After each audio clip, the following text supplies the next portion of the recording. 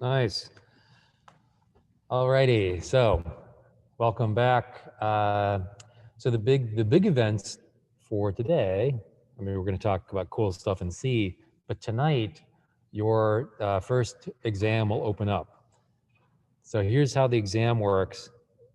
It is 33 questions, three questions. Each of them's worth 3 points. There's a mystery bonus question with 4 points. It's a mystery because I can't remember which one has 4 points. So most of them are 3 points. It's all multiple choice and it's taken on Gradescope. Now, the way it works is I'll light this up at 10 p.m. tonight, and you've got until 2 a.m. on Thursday to take the exam. Once you open it up on Gradescope, you've got 50 minutes, 50 minutes until the exam ends. So if I open it up right now, I got 50 minutes. If I open it up right now and walk away, turn off my computer and come back 20 minutes later, now I've got 30 minutes. So once you start the exam, the timer starts, doesn't matter whether you're there or not. 2 a.m. Actually, it's going to open up tonight. So the thing is available on basically Wednesday all day Wednesday. Yeah, and the reason I do the 26-hour window is, because people are just everywhere in the world right now. And so I'm just trying to give you guys an hour of convenient time in whatever time you're in to take the exam. So it covers all the stuff through this lecture. We're going to talk about enums and unions and a little bit about structs today. So it's got a little bit of like 2 or 3 questions on that on the exam. Basically what I do is, Jackie, yeah, basically it opens tonight at 10 p.m. Boston time, and it closes Thursday at 2 a.m. So during that 26-hour window, you can take it any time during that time. You got 50 minutes to do the exam once you open it. You're welcome. Is it 20? No, it's 26. Oh, it is a 28, Andrew. Jeez. Told you I was bad at math. It's 28 hours, not 26. Well, shoot, now I got to back it off. Just kidding. So it covers material through, including today's lecture. The way to study for this, so it's open book. I mean, it's open book.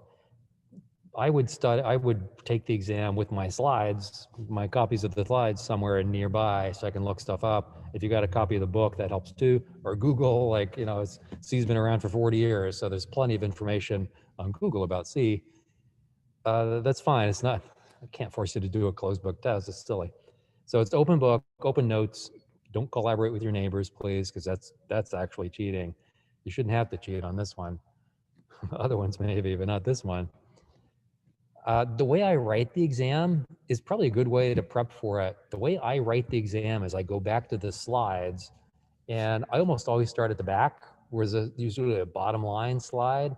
That bottom line slide at the end of the deck is kind of where I summarize what I thought was important in the lecture. That's where I start, and I'll look at that list. It's like, oh yeah, I should ask them about that. I'll ask them about this. And then, like, if I want one more question, I'll maybe flip through the rest of the deck to see if, was it something we talked about that was interesting that maybe I didn't have on the bottom line slide. So that's where I'm coming up with questions. It just means it's a good way to prep too. Like if you just flip through the slides, at least so you know where everything is. Maybe put them in the order that we talked about them.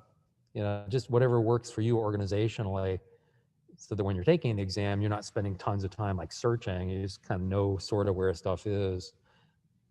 The code on the exam, if there's code, it's just a few lines, like 4 or 5 lines might be the biggest piece, and like it should be obvious like what's happening in that code. There aren't any trick questions. I don't like trick questions. So if there's code, you probably won't need a compiler for it, but feel free. I mean, it's open book. So if you want to have a compiler running and slap some code in there and see what happens, like that's fine too. Just make sure you know what you're doing with the compiler. What else? What other questions came up in A1? What do you guys want to know about the exam, apart from what's on it? Anything about Git? Oh yeah, that's a good question, Jonas. No, it's just all C. So all that Git, container, Docker, all that stuff, there's nothing on there about that. unless you want one. How do I cherry pick and get? Nah, yeah, that's a. So again, you got 50 minutes to take 33 questions. Should be plenty of time. Like many of them are true false. So like either you know that one or you don't. Like that takes about 10 seconds, right? Anything about the problem sets? Not real. Study the textbook. I don't think so, Samantha. Um, and Phil, it does cover today's material, assuming we get to it today. You don't have to explain it. It's a multiple choice, no explanations. Studying the textbook, probably not useful. The only thing I would use the textbook for is the index. Like if you see something on the exams, like what the heck's that? Just look it up in the index of the book and go read that page or something. But no, like we don't study books. The problem set's not anything directly from a problem set, except that the problem sets are built to like reinforce something that we talked about in a lecture. So indirectly, I guess, but nothing like specifically from a problem set. It's just that topic would show up on the exam. Well, you know your grades immediately. I don't think so. They're graded immediately because it's all basically auto-graded. Multiple choice is easy to grade. I believe we have to push the publish button before the grades are released, and we won't do that until the end of the period. So I'm not going to wake up at Thursday at 2 a.m. and push publish. So probably sometime either Thursday morning, Thursday evening, maybe we'll push the grades so you can see them then. So the exam just checks with you guys kill me with the exams. Like you never took an exam before. Yeah, it's any other exam. It's any other exam. But it's specifically C, right? So there's a lot of C stuff in it. And if you've paid attention during lectures, you're probably fine. What's the background? The background is 1973, Watkins Glen, New York. That was the Summerfest in Watkins Glen. 3 bands. It was the band, I think the Allmans played, the Allman Brothers, and the Grateful Dead, and 600,000 people showed up for this music festival. It was, at the time, I think it was larger than Woodstock for like a single day event. It was like 1 out of every 20 teenagers on the East Coast was in Watkins Glen, New York for that weekend. Crowd of people that large, yeah. The sad thing though is that's 600,000 people. That's about how many people have died in the U.S. from COVID so far. Like this is really sobering. Plot twist. The bonus question is asking it back. Yeah, that's right. Yeah, there's a whole bunch of questions on my my desktop pictures. Well, you don't have to go through all the recordings. It's the last minute, right? Go the first minute. All right. Any other questions about the exam? Nah, you guys are pretty cool. What % of our grade is the exam? Julie, to be honest, I don't know. Like the syllabus has the breakouts for those numbers, and I'm guessing those are probably pretty close in terms of percentages. I just want to make sure they're fair because when you take over a course from somebody else, like they do something one way, I do things a little differently. So I just need to make sure that those percentages are correct. I'm not going to screw you. So like if I'm not going to like raise the bar. If anything, I would lower the bar. I know there wasn't really an answer, but it's kind of the answer I have right now. All right. Somebody asked me if I curve stuff. Generally speaking, I don't. I've never quite understood the need for curves because it just feels like if you're curving scores in a class, you're really like comparing students against each other, and like it's your individual effort. It's not like you're really competing with anyone else. It's like how well did you do on this, and you earn some score. I think that's your score. Trying to fit that into some norm for an entire class, I think it's just really silly. So I've never really curved anything. That said, like if I look at the exam and like there was a question or two that everyone did really poorly on, I'd probably throw them out because that's really on me. That's like if everyone's like misses one question or 2 questions, like either I didn't teach it very well or I didn't ask the question really well. And in either case, it's not your fault, right? It's just my fault. So I'm not going to penalize you for that. 15%, so tiny. Holy moly. I guess 15. I usually, well, I've never done 2 midterm exams either. It's like, that's a lot of exams.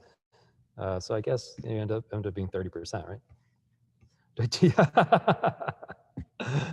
Bernard, maybe, like, who knows what I teach anymore? Just teach them all. You know, after you've taught, I've been teaching to BU for 22 years now, 23 years. Like, I taught probably 30 different courses in that time.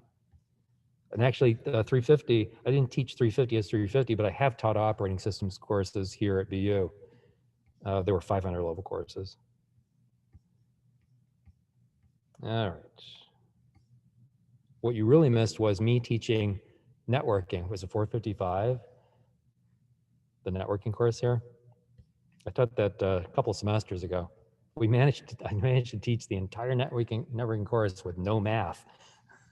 I think there was one formula we used to calculate the maximum distance of an Ethernet based on the propagation time of a signal through the cable. Yeah.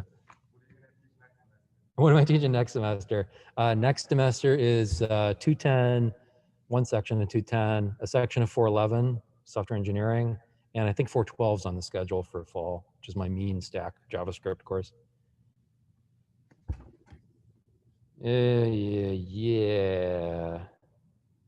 Well, you know, Jonas, impressive, but kind of not. See, my problem is that I'm not an academic. I'm a practitioner. I'm not a theoretician. And so, like, I spent most of my career in industry, right? And like, we just don't use a lot of theory. And so when it comes to teaching courses with a lot of rigor, like networking, you know, Mata teaches networking, it's a really rigorous course. There's a lot of math, and you do a lot of modeling and so on. When I teach it, like, you know, to be honest with you guys, I don't have that chop. It's like I can't do all that complex math because I just never had to. I never was interested in doing it. I just wanted to. I built a lot of networks. I tuned a lot of networks. I know networking. I wrote books on networking. Actually, I wrote 2 books on networking for O'Reilly. So like, I have those chops, but you know, the analysis of it is like, I don't know, let's try it and see what works. And if you have like a basic understanding of the theory, you can figure out, it's like, oh, I probably have a queuing issue here. Let me go, you know, twiddle that queue a little bit and see if I can bump up the performance. But I just don't teach a lot of that deep sort of math theory. My favorite course to teach, it's often the course I'm teaching currently. I actually like 210. 210's been a lot of fun. I love 412. I got paid to develop 412, like to build the course. Summer session paid me to do that. It's just fun because there's 412 is no exams, no quizzes. It's all code, no slides. It's literally every day we just come up and just talk about code. You know, try stuff, I'll show you how it works, and a lot of coding projects. So the grade comes from your code in that one. Yeah, Leanna, I remember you in 412. It was fun. Never enough time because, you know, there's so much stuff that we could do in 412. I actually have to decide in the fall if I'm teaching in Node or Dino.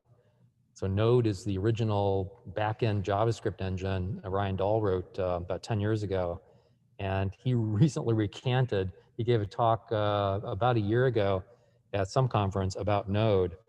And it was all of his regrets. And he launched a new project called Dino, D-E-N-O, as a replacement for Node. So I have to decide whether I'm going to teach in Dino or Node. The difference is that Node is written in JavaScript and Dino is all TypeScript. And we do TypeScript in the course, so it might make sense.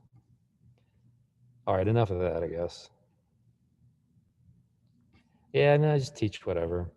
I taught, geez, one time I taught LD 705. So we actually have a master's degree in leadership studies. I think it's run at Equestrum. And they had me teach this crazy 700 level leadership course. I'm like the last person you should be talking to about that. But we managed somehow.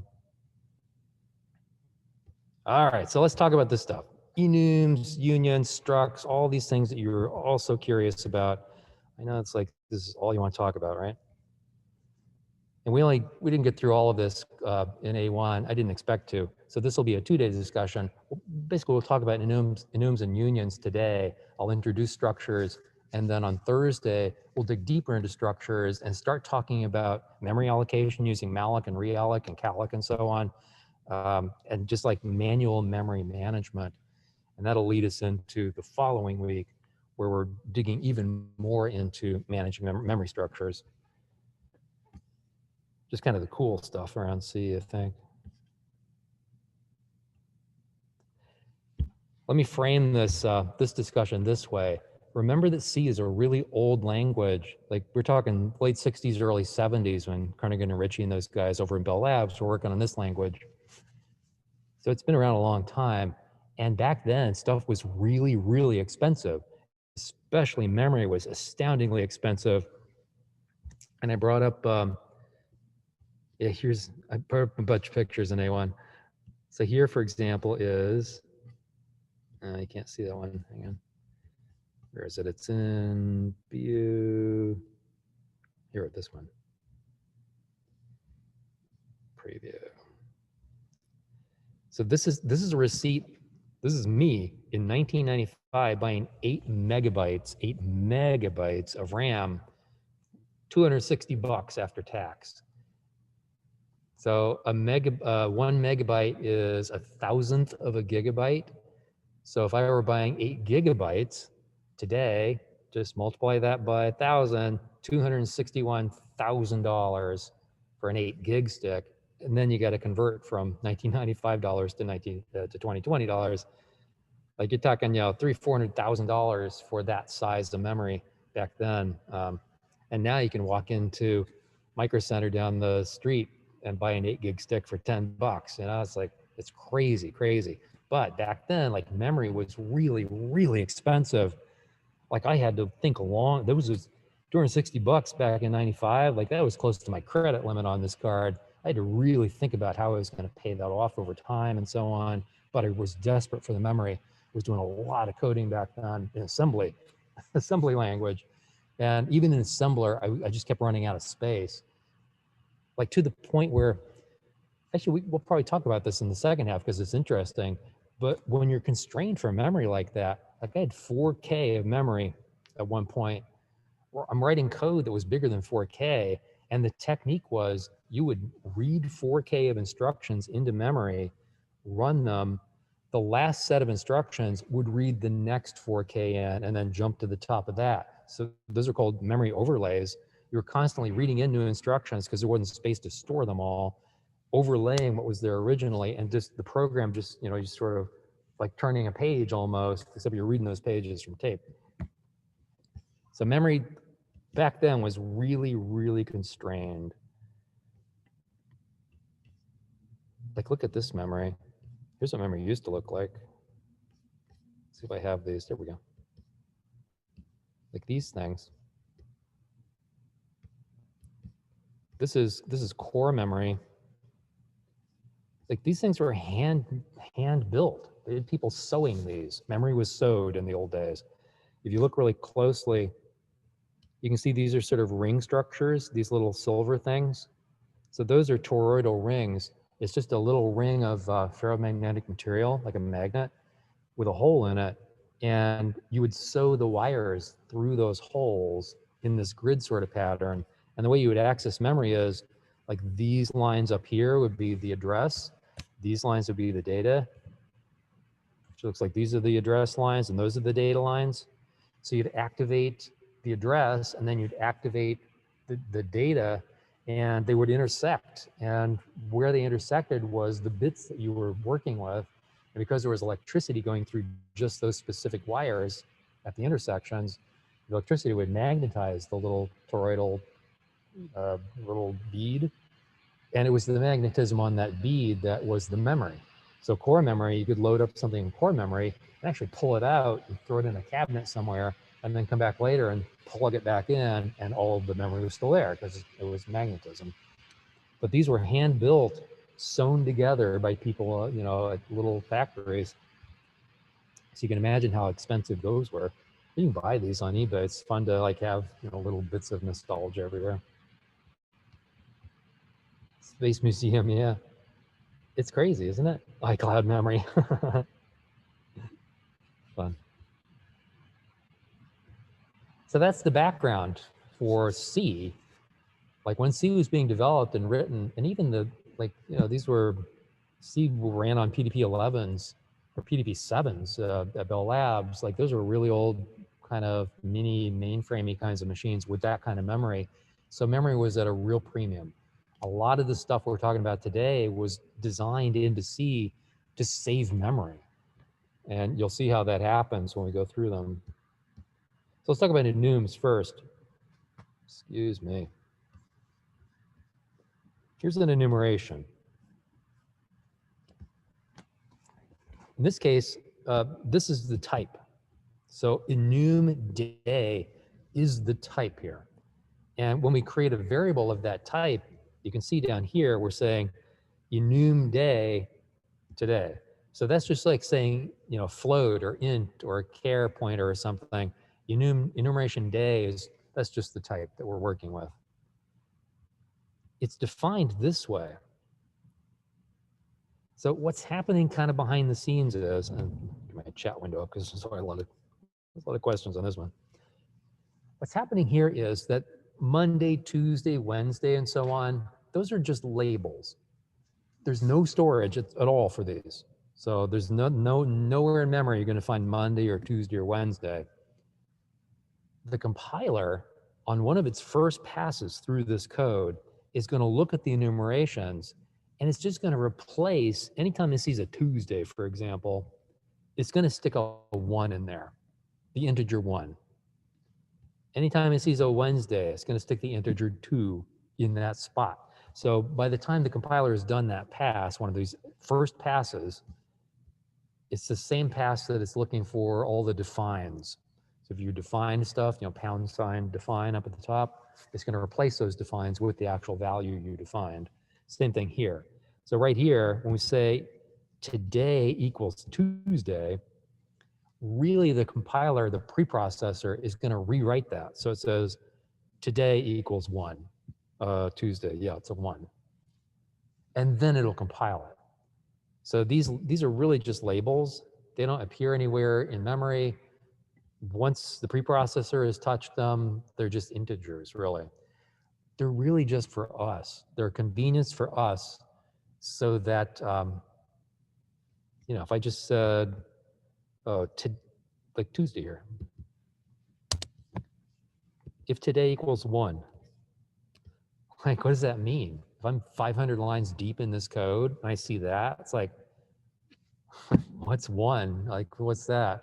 But if I have this, Tuesday, that makes sense, right? Oh, if today's Tuesday, then go and do this. It's convenient for me to read, and in my head, I know, oh, it's just going to get replaced by an integer anyway, so it kind of doesn't matter what I call them. So it's just a convenience. All right, a couple of questions. Is there a way to start a different value? There is. You'll see it in a sec. Is it similar to using define and typedef? Luke, exactly. Exactly it is. Exactly that's doing defines, really. But the thing is, like, you know, even the days of the week, I'd have 7 of them, right? I'd have to do 7 defines somewhere. Is it more convenient to do 7 defines or this? Like, I don't know. I tend to do enums. Oops, I do it this way just because, you know, I'm lazy. I don't want to type define 7 times. But like, practically speaking, it's exactly the same. Not a lot of difference. Ian says, I know everyone's confused about these. It's so funny. Are there no enumerations in Java or Python? Do you not use them? I don't remember. I haven't written code in those languages for a while. The purpose really is, Ian, is just for us. It's so that it's exactly this. It's so I don't have to write if today equals 1 and then have to remember what 1 is or go look it up somewhere. Instead, I can just say, oh, if today equals Tuesday, but I don't have to have storage. I'm not going to waste storage for the word Tuesday. It's just a label that's thrown out during the preprocessor pass, but it makes it easier for me to read and write the code. That makes sense, Ian? I see. Notice that was not a yes or a no. I have Yeah, go ahead. questions. So, for example, if we have this piece of code, right, and then obviously, like, depending on the day that we have today, the value changes. So, is there a way to can we kind of subscript to the or like index, so to say, this day, like the day, like Monday, Tuesday, Wednesday, to change it, depending on like a different variable, or do we always have to hard code it? Probably not, but like, what is the way to do that? Yeah, it's a good question, Jonas. So the question was around, can I index into this? If you think about it, you'll probably come up with the answer no. And the reasoning is that it's not really an array. There's no storage being set aside for this at all. Like there's if we looked in memory, there would be no place in memory where we'd see the enumeration. We'd see values. We'd see that today, for example, had the value 1. But because it's done by the preprocessor, I'm not creating any memory for it. It's not saving it anywhere because it's not saved in memory anywhere. Like it's not part of the program really. I can't access it once the program's running. Brian says you just do it anyway. Ryan says, yeah, maybe. Esau says, are the values 0, 1 not saved anywhere either? The actual values are. So when I say, right here, I'm saying enum day is the type, today is the variable name, and it's equal to Tuesday. The preprocessor will stick a 1 in there for me. So that 1 does get stored in Tuesday, or today rather. How does the computer know that Tuesday equals 1 if it's not in memory? It's the preprocessor. So the pass is, here I am, sort of pre-compile. It's warming up. The pre-compile comes down and says, oh, I got a bunch of defines, I got a bunch of enums, let's go plug those values in. It sees that I used one here. It knows that Tuesday has the value 1 in this enumeration, and so it just literally sticks a 1 there. It rewrites my code, essentially. Then when it gets done doing all of those, then it goes back and starts a compile. If later on var1 is the same as today, is there no difference? Yeah, at that point, no difference, because really you're just dealing with ints at that point. Here's a different way to write them that's a little easier on the eye, I think. So in this case, I defined the enumeration here, and I gave it a name. So this becomes a type. Enum day is the type. And then I can create variables of that type that I can use these values in. You can do it in one step if you want. So I could do it this way. This essentially becomes kind of an unnamed type. It's an enumeration for sure, because it says enum in front of it. But then I'm creating a variable immediately. So I'm saying, like, this is the entire type, and then there's my variable. Make sense? Here's what it looked like earlier. So before I said, here's the enumeration, that's the type essentially, and I'm calling it enum day, and then creating a variable of it.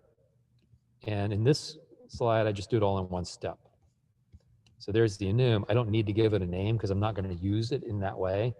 I just create the enumeration, create a variable of that type, and then I can set it. And if I have more than one variable, this bottom one, enum, there's my enum, and I've got 2 variables now of that enumeration, day and days. Do as many of them as you want. Ian thinks the earlier one's more readable. Yeah, that's cool. Like no one's going to call you to task on writing it one way or the other, you know? In this method, creating a new enum variable later is going to be tough because I don't have a name for it. So this way, I've got to do them right on that line. Why don't we use a comma after the what? Oh, because it's not a list of anything. It's saying, the question was, why is there no comma right here? Right here. There's no comma there because this is really the same as saying this. And you wouldn't put a comma after int. It's going to be an integer anyway, right?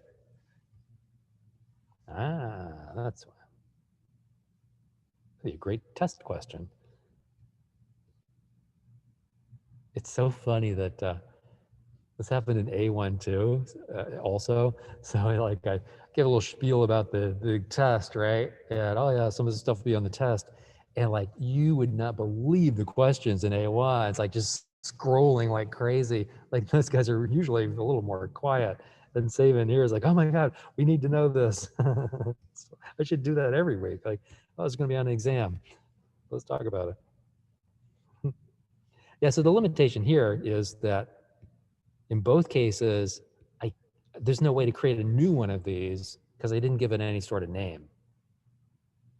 All I really did was kind of have a bare enumeration here and then say day is going to be one of those. Here I had two of them, day and days is going to be this thing. But there's no way to really create a new one after that. So to do that, you'd probably want to do it this way. Olivia asks, can you name it with numbers or characters? It can only be letters. That's a great question. I'm going to guess that they can probably be any valid label, which I don't think you can start with a number or character. We should be able to have one inside of it. So M1, T2, and so on should work. There is a different limitation, though, which we'll talk about in a sec. I'll just mention it here. Here's the limitation. The enumerated values themselves have to be unique in scope. So for example, this is an error. That's a compile error. That's actually not a compile error. This would be a compile error.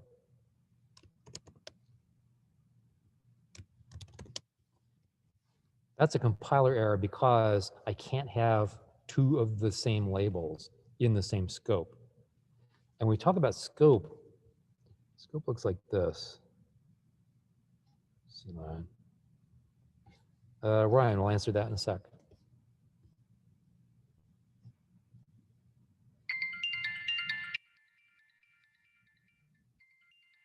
Never a good sign. It's on my Google phone. We'll go away in a sec. I don't answer phones. I don't know if I mentioned that. Let's do an enum. Enum is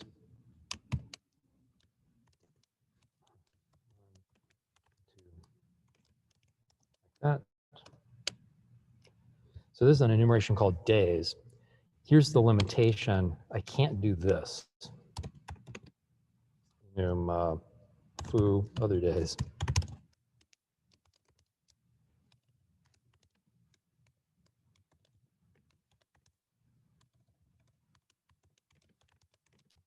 I can't do this because they have to be unique. So you can see here, it's going to say, oh, no, you can't. It's a redefinition error. I'm redefining what mun means. Previous definition is right there. So it won't let me do that. I can, however, to Ryan's question, I could do this.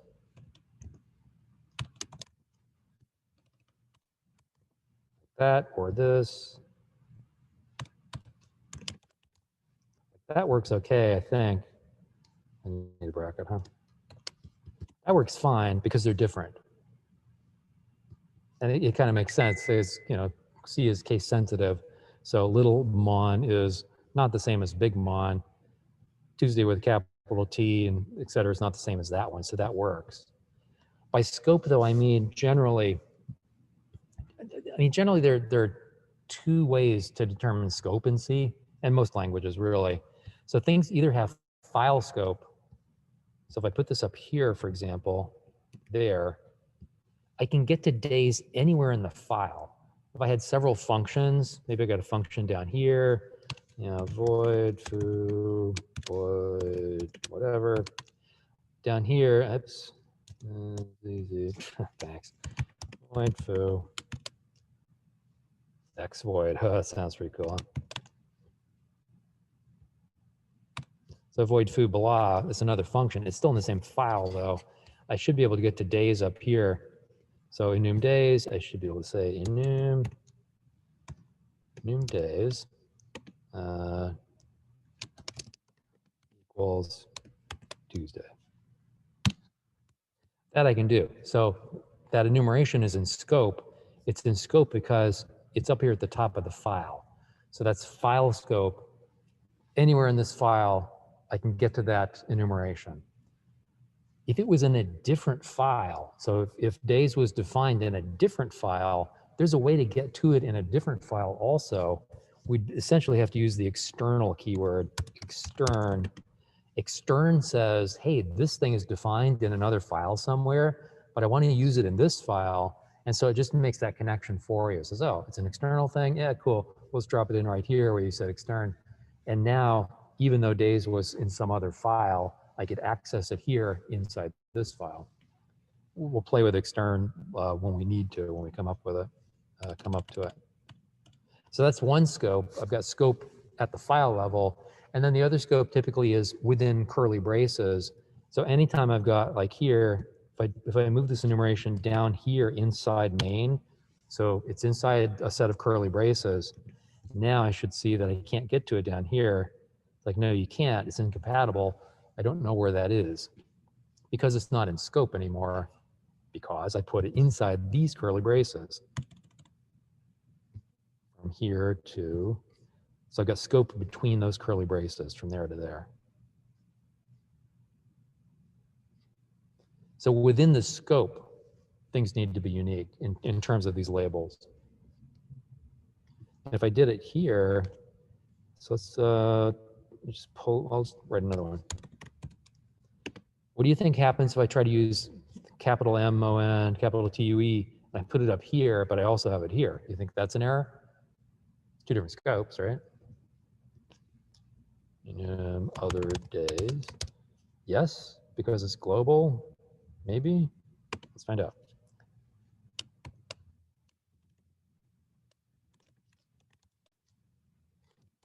Look at it, does it? Is it an error though?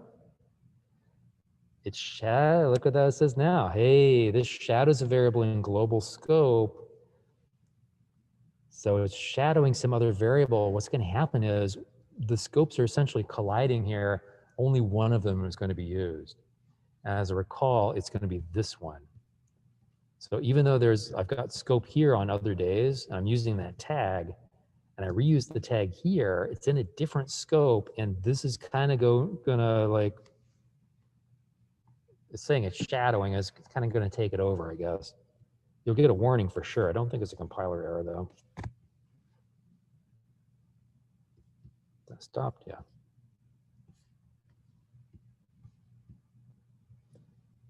All right. And it makes sense, right? Because think of how these enums are being used by the preprocessor. When it opens up your file to start compiling, preprocessor starts up, it goes through and looks at all these tags. If it sees two tags in the same scope with the same name, like it doesn't know which one is correct. And so I was like, oh, I have no idea. Sorry, I gotta stop. Tell me what you want. And then we'll start over compiling. Does it matter, blah, blah, blah, blah, Olivia says. Does it matter if the variable name is before or after the curly brackets? Olivia, it has actually two different meanings. So let's look at the two different meanings. And that says with mon, the equivalent is 0. Yeah, they would both be zeros. That's correct. The question about before or after the code braces. So yes. So Olivia's question is, does it matter if I put this here or here? It does, because it actually means two different things. So if it's in this position here, this really is a type. I'm saying enum days is a type. And I can use that type just like int. So that's why I can say enum days, that's a type, just like int. Foo equals fo equals Wednesday, like that. So that's the equivalent of saying int, right? It's just a type. If I put it on the other side, so if I put it here,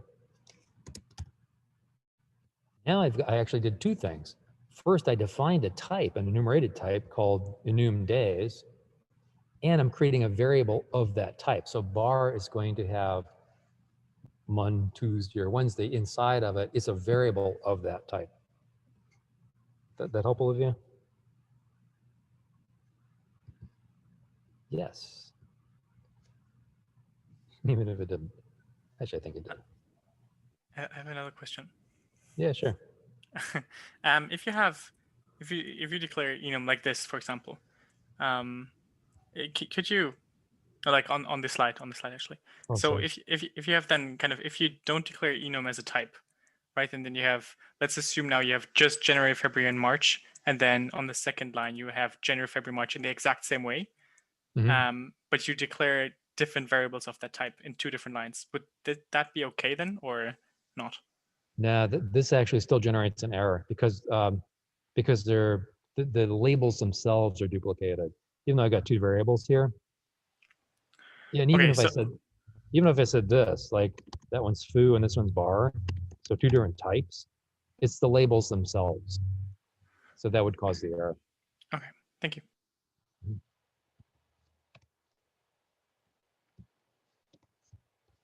Sweet. Somebody asked, I think, about setting values. So for this example, so here's an enumerated type. This is actually a bare enumerated type, right? There's no name for it. So it's just a new, this is the entire type, essentially, that. And then I'm creating a variable called month. We can set the values of the enumerated labels. So here I'm setting Jan to 1 instead of 0. 0 is the default.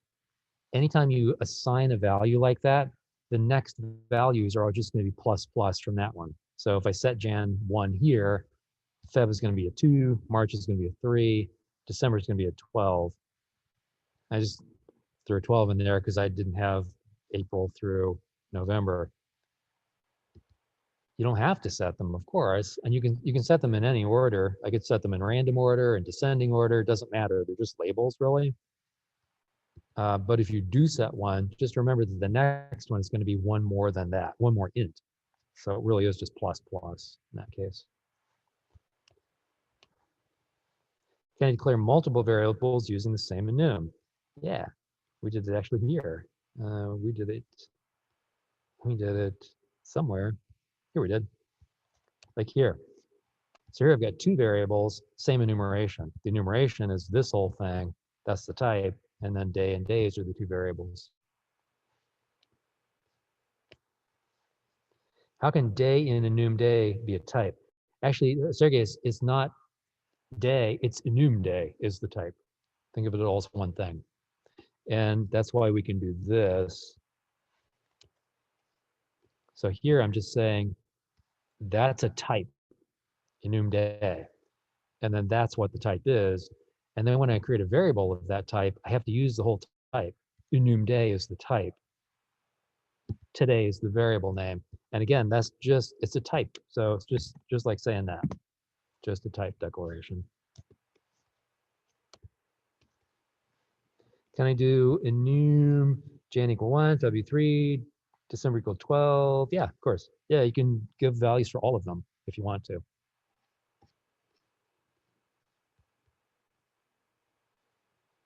You know, it's so funny when I was building this slide deck, I'm thinking about enums, right? It's like, oh yeah, enums, like, and I'll show them an enum. We'll spend like 5 minutes on that and then move on to unions. And then in A1, like this flurry of questions, which were awesome because it actually told me, hey, people are starting to get this. Like they're now thinking in C and they're like, oh, what about this? What about that? Which was really cool. I didn't expect it. I was thrilled by it. I didn't think it was going to happen. Yeah, not a big concept. Well, of course not, because Python and Java are heavyweight programming languages, right? You don't care about memory management in those guys. You've got a garbage collector, although it's not very efficient. Now we talked about scope. Class A over B, yeah, maybe. It's not actually, it sounds a little bit like, oh, you probably can't do polymorph. Can you do polymorphism in Java? So you runtime assignment of pointers to some object that you determine at runtime. You ever hear that word polymorphism before? So maybe it does. So it reminds me of polymorphism. which I don't think we can do in C because I don't have classes in C, and polymorphism works on class hierarchies. So basically, in C++ or Java, I can take a pointer to an object, and that pointer works on all of the child objects as well.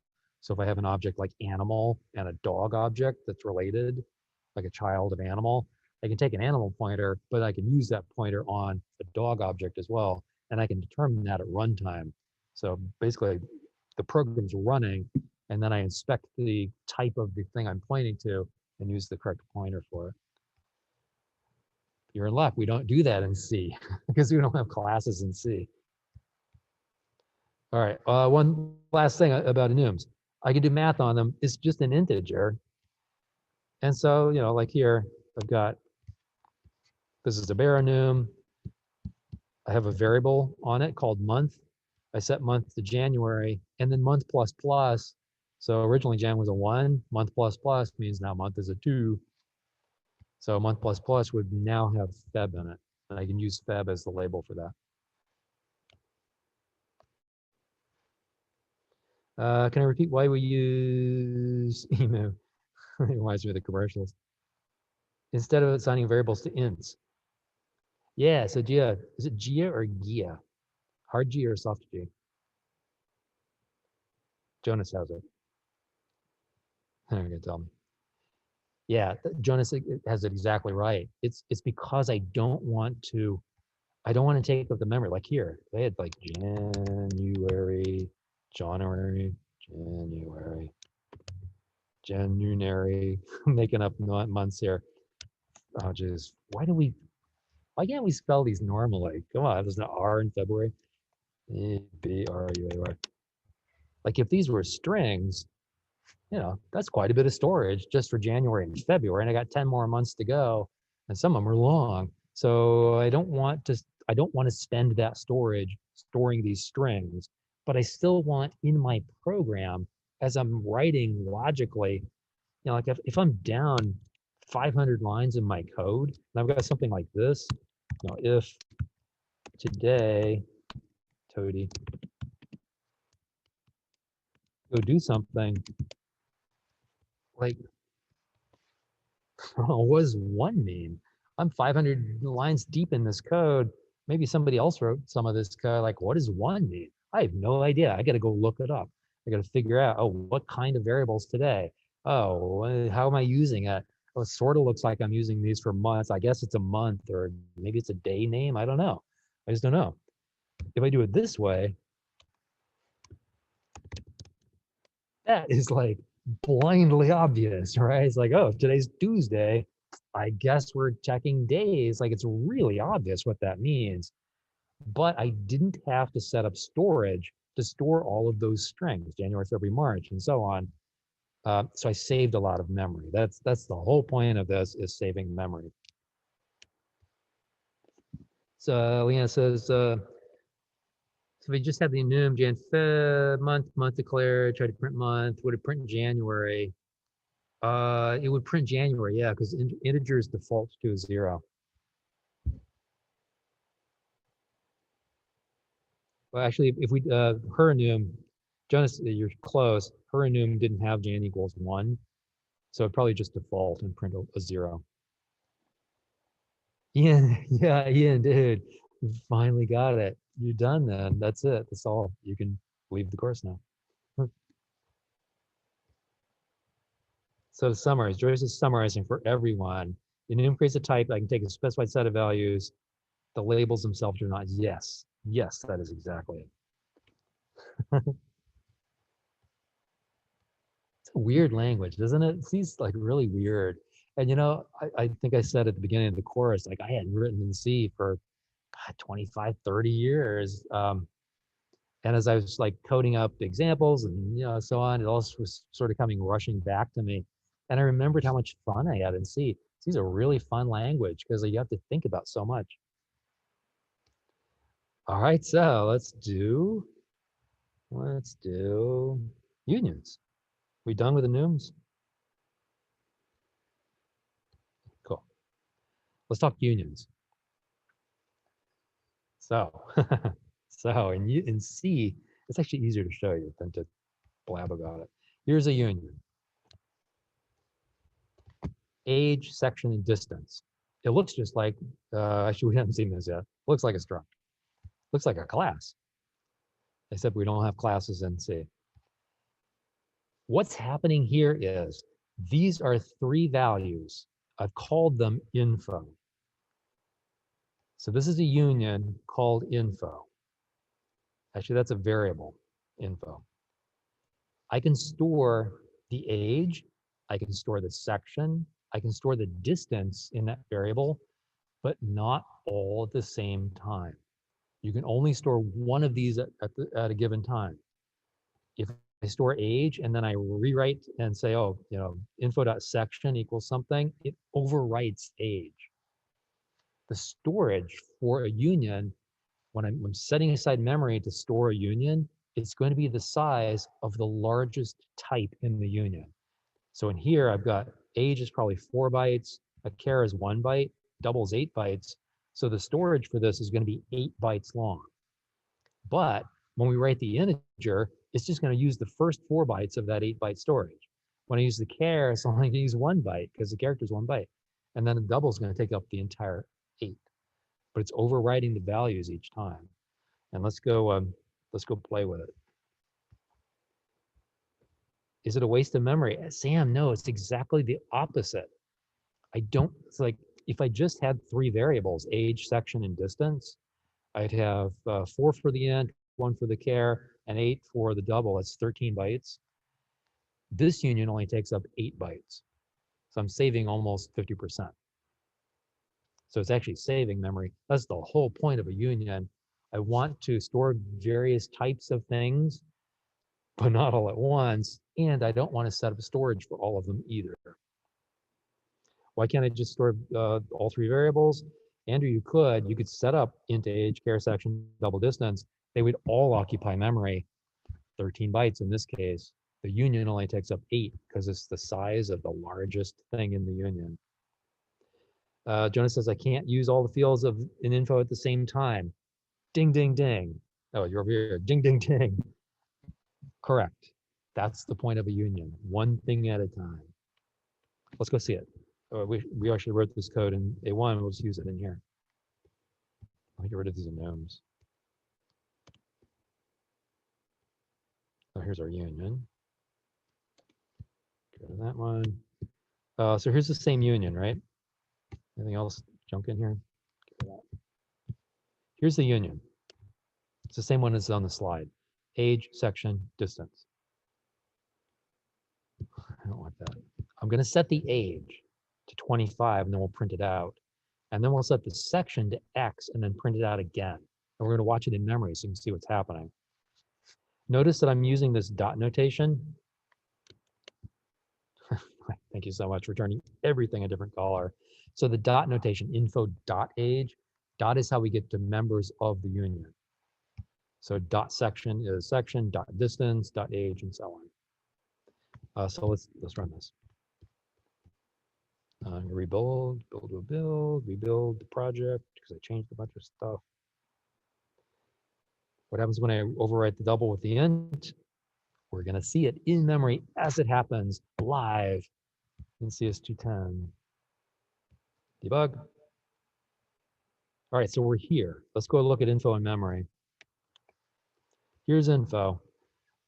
And we should see 25 there, right? Because we just set info.age. So this whole green thing is the union in memory.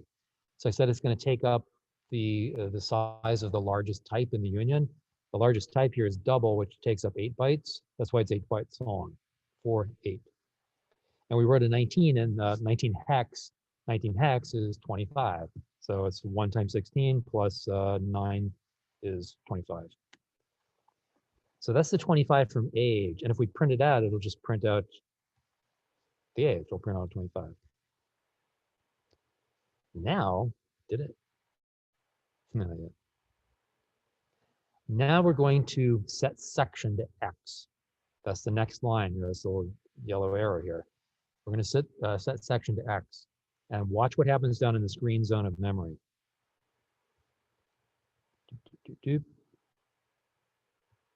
It changed to a 58. What's 58? 58 is the ASCII value of capital X in hex. If we now print out age, so I'm going to print age here, right? And I'm telling it's a decimal.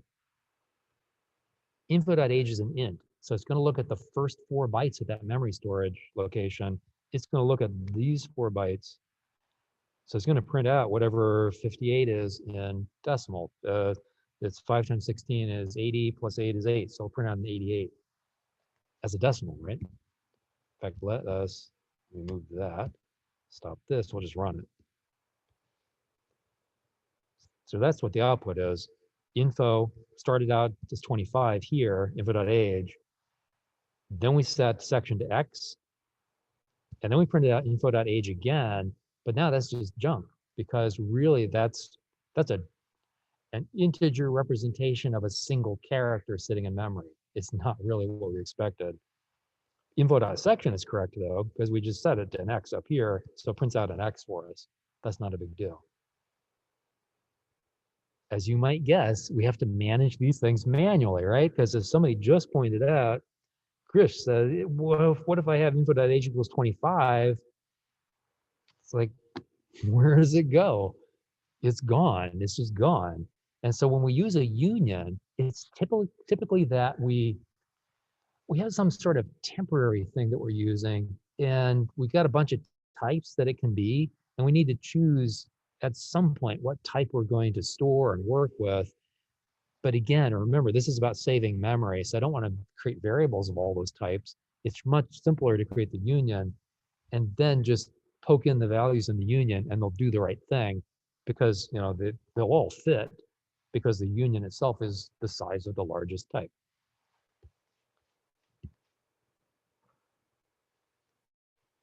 Cool, huh? Weird, but it's kind of cool.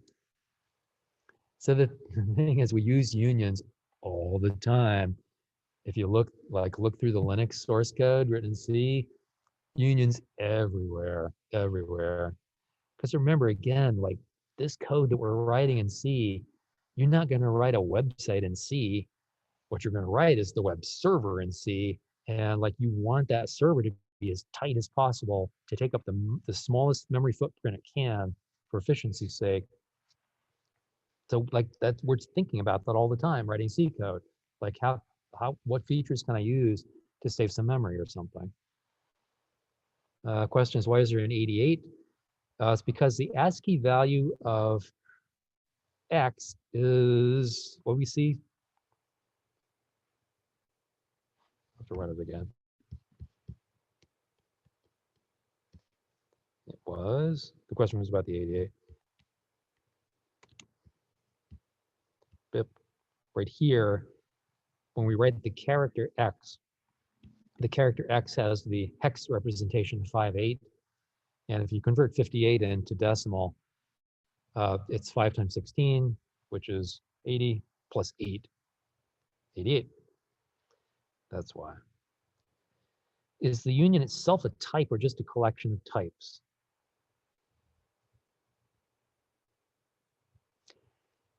That's a great question. I don't know the answer to that. Don't know the answer to that. Can we type it? I can probably type def it. Stuff. I'm just sort of playing now. I don't know if this works. I don't think so. I don't think so. I'll play. Who asked that question? Yeah, Joyce. If I forget, post that question on Piazza, because that's a really interesting question. I've never used as a type, but it's quite possible you can. I usually write them this way.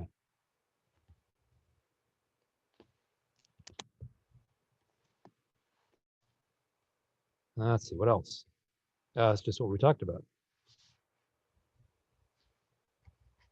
So that's the big thing. In a union, you're overwriting data with the goal of saving memory. I'm basically just reusing that memory space. There's a killer feature for these, by the way. Like something you're going to use. Well, depends on what you do in your career. If you're writing C in your career, you're going to use it all the time. It's kind of the classic use for a union. But we'll have to talk about something else first. Jonas asks, is there a way to check which field is actually in use? I don't think so. So whether I'm currently storing an int char or double, I don't think so. So I did a type of. I don't think type of would work. Well, actually, let's try that. That's actually a good thing to try. So let's do info.age. Well, can I do type of here?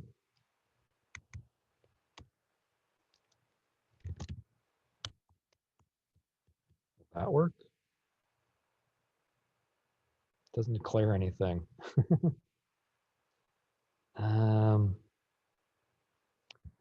Type of info. Yeah, that's another thing I'm going to have to think about. Think about how that's really represented in memory. I think not.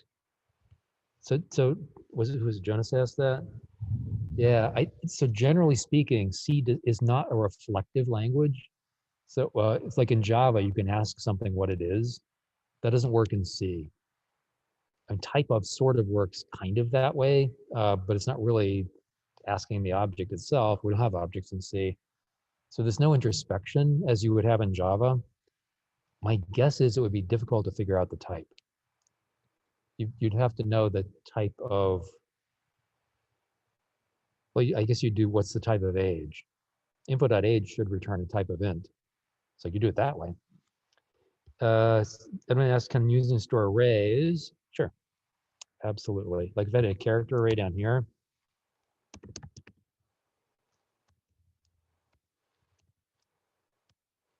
so 30 bytes there. Now how big is my union? Let's go find out.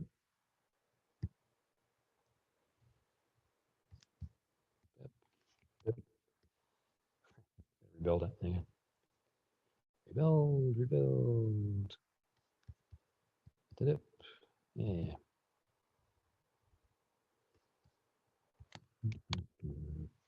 Now it's bigger, right? Because now I've got a 30 character array sitting in there. So age is the first 4 bytes, or would be stored there.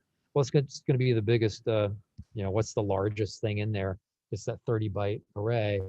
And so this whole thing is going to be 30 bytes. By the way, unions are stored, structs are stored that way. Doesn't matter what, I'm trying to remember if it matters what order these are in. I think not in a union. It does matter in a struct, which we'll look at next. All right, I'm just going to mention a couple of things about structs, and then on Thursday we'll really dig into them. So I will say that there's at least one question about structures on the exam. I don't think it's much deeper than this, but if it is, it's within a slide or two of this particular slide. So just be warned that there's at least one question on structs. So a structure. Structures you're going to see out the wazoo because we don't have any objects in C. And so to get that sort of functionality, basically collecting like things, we're going to put them in structures. There's a lot of limitations. For example, no functions in a structure. I can't define a function. What I could do though is I could define a pointer to a function. I think that works in a struct. Like I just can't have the actual function there. I can have a pointer to a function. This one is a structure about a student. So what things might a student have? I get a BUID, I get a first name, a last name, maybe what year I'm in. So again, struct student is the type here, just like enum days was a type. And then when I create one of these things, I do it this way. So that's the type, struct student. The variable name is Maggie. And then here I'm just initializing stuff. Now in a struct, These items, so this is not like a union. A union, I can only do one thing at a time, right? I'm going to overwrite the other stuff. This is an actual collection of variables. These are all going to exist in memory. So I've got BUID, first name, last name, and year sitting inside each of the structs that I've allocated in memory. They're all there, and they appear in the order that you define them. So if we looked in memory, we'd see that BUID was the first thing in that structure. First name is the next thing. Last name the third. Year is the fourth thing in that struct. It might matter. Bernard asks, is it different than struct in C++? Nah, same thing. I don't think there's any extra features in a struct for C++. I have to think about that one too. You guys are making me think. It's funny, A1, it's like, yeah, whatever, that's how it works. You guys are making me think about stuff. I was like, I don't know, does that really work? And you know my answer to all of these questions is, just try it and see what happens, right? Similar to an object with attributes? Yeah, I guess it'd be more like a, yeah, I guess so. And no functions. Can you have functions in a Python object? I'm guessing, yeah. Yeah. What was I thinking? Oh, yeah. So these are stored in this order in memory. Does that matter? It might actually. So in C, like right now we're down at the byte level, right? We're looking at individual bytes in memory. Like we actually get all the way down into the bit level. We'll be looking at bit fields coming up, a couple of weeks. Like we're interested in individual bits inside of a byte. Like this bit might have meaning. Oh, this bit means that there was an error in the previous operation. One bit sitting inside of a byte. So like we're down in that sort of weeds here. And so when I'm laying out a structure like this, it might be advantageous to me to write it in such a way that it doesn't cross like word boundaries. Like if a word in my machine is defined as 4 bytes, maybe because of the way memory is allocated, it would be wasteful to have something that was 5 bytes long in the beginning, because it would actually allocate 8 bytes for that, because I can't allocate an individual bytes on a word boundary. And so I'd have to allocate in bytes of 4, chunks of 4 bytes. If I have something that's 5 bytes in the beginning, now I got some wasted space. If I put it at the end, maybe it's not wasted anymore. So it can matter based on what's happening in memory, the way this thing is laid out in memory. It can matter what order we define them in. Like for the stuff we're going to do, yeah, probably not. Like, we're not doing stuff that's that critical across word boundaries and so on. But like, that's the sort of thing that C programmers think about. It's like, yeah, geez, that's going to cross a boundary. It's going to cause an extra allocation. It's going to be an extra 3 bytes of memory that I'm wasting here. Like that could mean the difference between, I can launch to Mars and no, I can't. Does a struct variable need to be in fixed order? No. Like I could put these in any order, but I have to think about the sizes and how they're going to fit in memory. Hey, speaking of Mars, I read that the little helicopter, is it Persevere on Mars? I can't remember its name. It's running Linux. So they finally have a distribution of Linux running on Mars. I think it might be Ubuntu of all things. Trimmed down, I'm guessing. I don't think they're running the CS210 container on the helicopter. All right, so here I'm just creating one of those and just setting some values. So the big thing about structs to remember, I think, part of the exam is that it's just this. It's basically a programmer defined data type. And we haven't done type defs in here yet. We'll do them with those on Thursday. But I could actually create a type in the system that looked like this and then create variables of that sort of willy-nilly. All right, that's where we stopped in A1. That's where we'll stop here. Got an extra minute. If there's any questions about the exam or anything, happy to answer. Otherwise, I will see you later. Look for the exam to open up tonight. I'll post a note on Piazza when that happens so that everyone knows. I'll make sure it gets emailed out to everybody. Yeah, what are the answers? True, true, B, A, C. I think there's a D in there somewhere too. False. There's a false also. Professor? You're welcome. That's the set of answers. Yeah. Can I ask a question about the exam? Yes.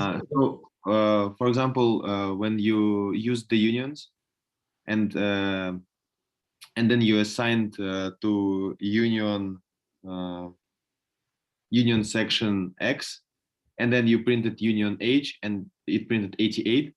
So would we have to know things like that for the exam, like that it would print 88? Yeah, not at that detail. The exam is very high level stuff. Yeah. Okay. Thank you. Yeah. I wouldn't worry about it. All right, guys, that is all for today. See you all. Enjoy. Enjoy. I'll see you Thursday. Stop sharing. Stop recording.